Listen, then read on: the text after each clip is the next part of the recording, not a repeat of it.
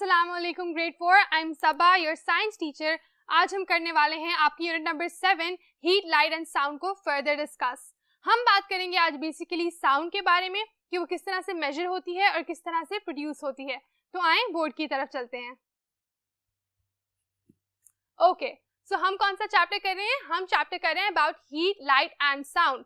अब तक हम डिस्कस कर चुके हैं हीट के बारे में कि हीट किस तरह से फॉर्म होती है और किस तरह से मेजर होती है। उसका यूनिट होता है टेम्परेचर और उसको मेजर किया जाता है थर्मोमीटर से। उसके बाद हमने बात की शैडोज के बारे में कि शैडोज किस तरह से फॉर्म होते हैं, कौन से डिफरेंट ऑब्जेक्ट्स होते हैं जिनके साथ शैडोज बन सकते हैं और ट्रांसपेरेंट ऑब्जेक्ट्स के साथ शैडोज नहीं बन सकते।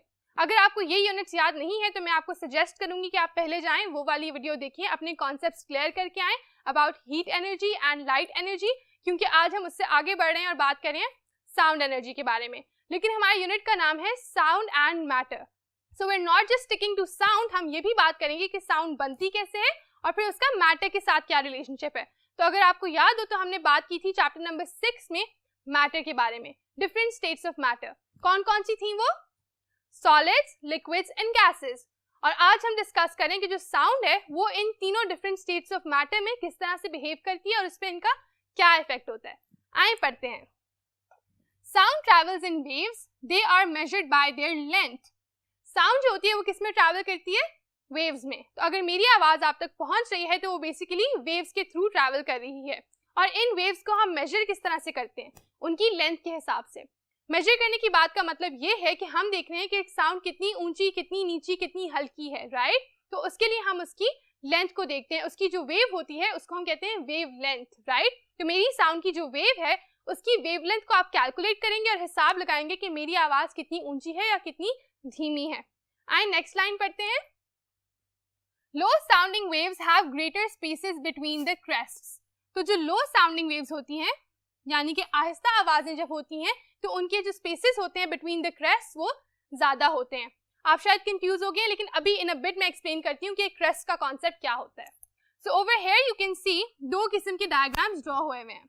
अगर आप इनको गौर से देखेंगे, कुछ में बहुत ज्यादा स्पेस है, ये एक क्रेस्ट होती है। ये जो टॉप टिप्स और लोअर टिप्स हैं इनको हम क्रेस्ट का नाम दे रहे हैं। जो लो साउंड होती है उसके अंदर इन क्रेस्ट के दरमियान बहुत ज्यादा स्पेस है। लेकिन अगर कोई आवाज लो नहीं होती, हाई होती है, it means it's very loud, तो फिर क्या होता है? क्रेस्ट के दरमियान बहुत ही कम स्पेस होती है। आप खुद से डिफरेंस देख सकते हैं, यहाँ पर और यहाँ पर इट्स मच स्मॉलर।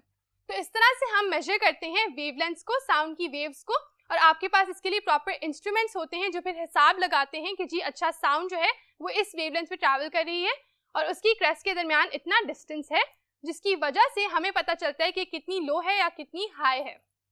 अगला क्वेश्चन जो यहाँ पर मैं आपसे पूछना चाहती हूँ वो ये है, can sound pass through gases? It's an interesting question, क्योंकि आप खुद सोचें, क्या आपको लगता है कि साउंड जो है वो गैसेस में से ट्रैवल कर सकती है? Take a minute to think it out. Did you try thinking it? क्योंकि इसका आंसर बहुत ही क्लियर कट है। And why do I say that? क्योंकि आप इस वक्त किस एटमॉस्फेयर में बैठे हुए हैं? आपके इर्द गिर्द क्या है? आपके इर्द गिर्द गैसेस हैं, ऑक्सीजन है, हाइड्रोजन है, नाइट्रोजन है, राइट? आप अगर गैसेस के दरमियान में इस वक्त बैठे हुए हैं और आपको मेरी आवाज आ रही है तो इसका क्या मतलब है? कि साउंड जो है वो इन गैसेस में से ट्रैवल कर पा रही है। So the answer to this question is a definite yes. ये साउंड जो है वो डेफिनेटली गैसेस में से पास थ्रू कर सकती है।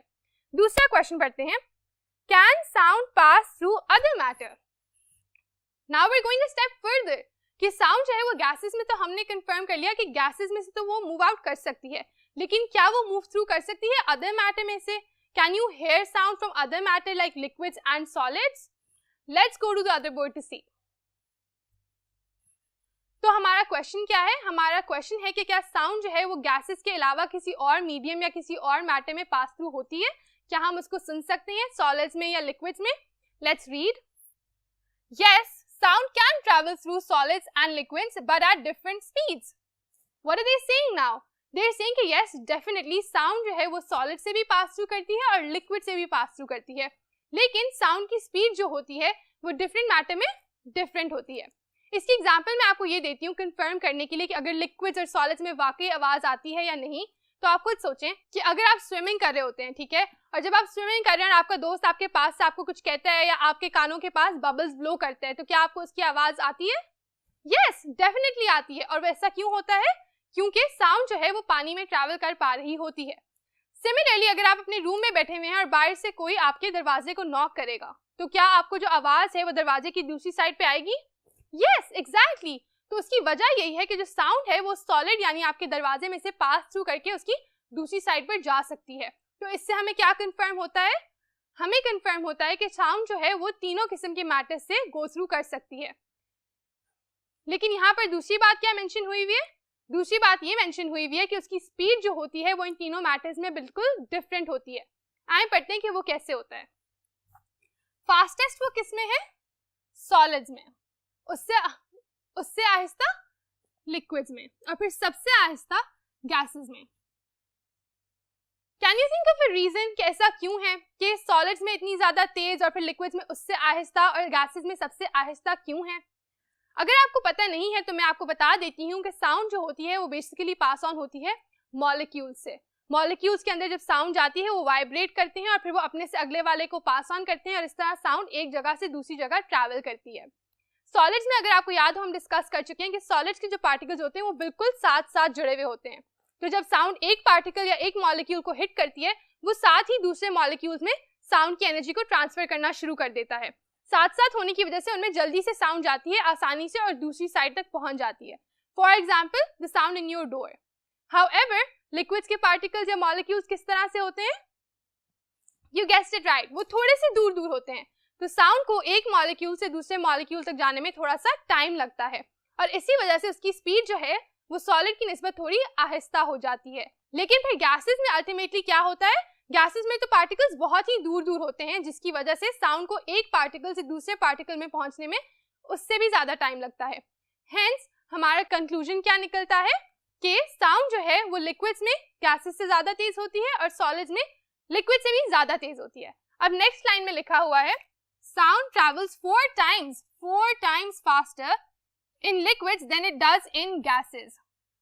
इससे हमें क्या पता चलता है कि जो साउंड है वो 4 times तेज है लिक्विड में। तो अगर आप एक लिक्विड में वो साउंड सुन रहे हैं वो आपको 4 times फास्टर मिल रही है इन कंपैरिजन अगर आप वही साउंड गैसेस के थ्रू सुन रहे होते। आगे हम करने वाले हैं एक छोटी सी एक्टिविटी ताकि आप इसको एक्चुअली अंडरस्टैंड करें कि पार्टिकल्स की मूवमेंट साउंड को किस तरह से इफेक्ट करती है। What you need for this activity? 3 glasses आपको चाहिए, पानी चाहिए और पेंसिल चाहिए। और अब हम आगे बताएंगे अगले बोर्ड पे चल के कि what you have to do for this activity.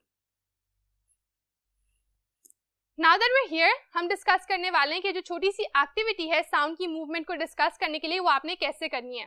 Let's go and read the steps one by one. Fill 1 glass of water up to 1/4.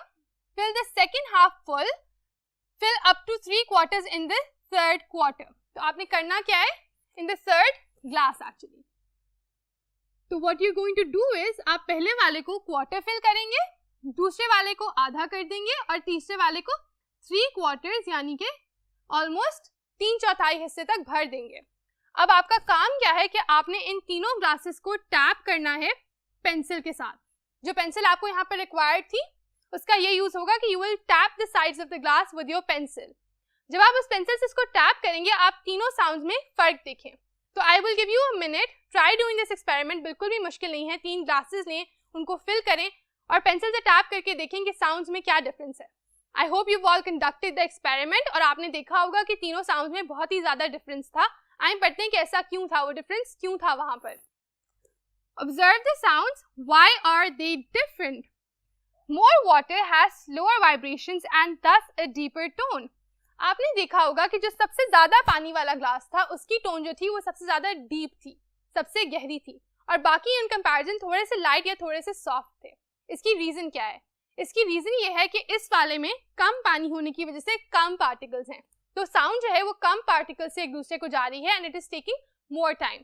However दूसरे वाले में पार्टिकल्स थोड़े से ज्यादा हो जाते हैं और जब वो ज्यादा होते हैं वो जल्दी वाइब्रेट करते हैं और थोड़ी ज्यादा कंपैरेटिवली तेजी से साउंड को आगे ट्रांसमिट कर पाते हैं। और तीसरे वाले में सबसे ज्यादा जो मॉलिक्यूल्स होते हैं वो होते हैं और इस वजह से उनको ज्यादा टाइम लगता है और वो काफी स्लोली वाइब्रेट करते हैं। उसकी वजह से क्या होता है? This has a deeper tone. तो हम फिर से डिस्कस कर लेते हैं। इसमें सबसे कम पार्टिकल्स होते हैं, इस वजह से वो जल्दी वाइब्रेट कर पाते हैं। सेकेंड वाले में slower then that and third वाले में सबसे ज्यादा स्लो, इस वजह से less deep, a little more deep and the deepest. The sound in this comparison will take place. अब आए हम नेक्स्ट बोर्ड की तरफ चलते हैं और अगले यूनिट को थोड़ा सा ब्रीफली डिस्कस कर लेते हैं, because that will be it for this part. Children, I hope कि आपने अच्छे से अंडरस्टैंड किया है कि जो साउंड है वो किस तरह से अकर कर रही है, वो 3 डिफरेंट मैटर्स में किस तरह से मूव अलोंग करती है. हम बात कर चुके हैं कि वो सॉलिड्स में सबसे तेज होती है, लिक्विड्स में उससे आहिस्ता और फिर गैसेस में सबसे आहिस्ता. Now that we discuss sound, हम साउंड के अगले लेवल पे चलते हैं उसके डिस्कशन के बारे में, जिसके बारे में हम कहेंगे कि नॉइज और उसका इफेक्ट क्या होता है. साउंड तो वैसे हर तरफ है आपके, ठीक है. साउंड जैसे मेरी आवाज है, आपके इर्द गिर्द अगर टीवी चल रहा है, all of that is sound, you here it all around you. लेकिन नॉइज क्या होती है? नॉइज और साउंड में बहुत फर्क होता है. साउंड है आवाज और नॉइज है शोर. हम पढ़ने वाले हैं इससे अगले लेक्चर में नॉइज के बारे में, उसके इफेक्ट्स के बारे में. लेकिन to understand that it's important कि आप ये 2 टर्म्स आज सीख लें और उनको अच्छे से समझ लें. और वो क्या है? The intensity of sound, how soft और how loud it is measured in decibels. The frequency of sound is measured in hertz.